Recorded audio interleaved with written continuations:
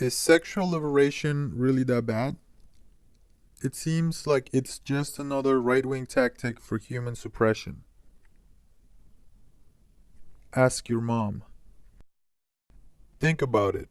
Have you ever heard of a civilization where the concept of marriage didn't exist? I didn't think so, because marriage is at the very root of civilization. Civilization, a word derived from the root civitas, meaning city, denotes a high stage of social development and organization. The relationship between civitas and civilization is not accidental. The advanced organization was only possible and due to the construction of first cities. Before agricultural revelation circa 100k BC, humans were indistinguishable from animals. They were living in herds in a state of nature, guided solely by their animalistic instincts. There was no institution of marriage in those hunter-gatherer societies, because there was no need for such an institution. Marriage was a cultural technology that was introduced to bring reproductive discipline in the face of a harsh Malthusian reality that the growth of a population confined to a restricted area should be kept in check. Before marriage, the cost of child rearing was effectively socialized. The fathers of the children were not determined, and the entire tribe was responsible of taking care of the women and the children. After building the first cities and the invention of marriage, the cost of childbearing was privatized. This meant that if the married couple did not have the means to take care of their offspring, they were not going to reproduce like rats.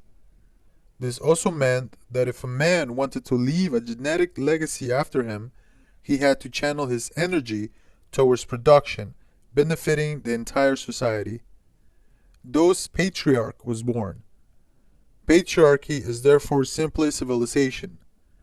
Without patriarchy, there is no production, no security, no organization, no society as we know it. Without patriarchy, there is no civilization. Did you ever notice how every invention, every monumental structure, every grand idea, every artifact of culture, every societal invention is the product of men? That's because patriarchy is a way of channeling men's lust into productive endeavor. It promises guaranteed pussy in exchange for his labor. It thus harnesses beta males' production by integrating them into the sexual market. When you think about it, the fact that the majority of our men are able to mate is very unnatural. In sexually dimorphic species, usually only the alpha males get to fuck pussy. But not under patriarchy. Under patriarchy, even the betas fuck. Hell, even omega men get to marry. And so instead of idling, jerking off, playing video games, they channel their energy towards production. This ensures accumulation of capital. This is simply what civilization is. Now, note that chastity, sanctity of marital vows, and so on are just natural implications of the marriage technology. They ensure that the male has guarantees over his genetic reproductive success in return for his labor. That is how you harness male's labor. Without those guarantees, he won't commit. He won't give up his labor so easily. Thus, when you introduce degeneracy into society, males simply start opting out. That's what we see today as NEETs, MGTOW, and herbivore men.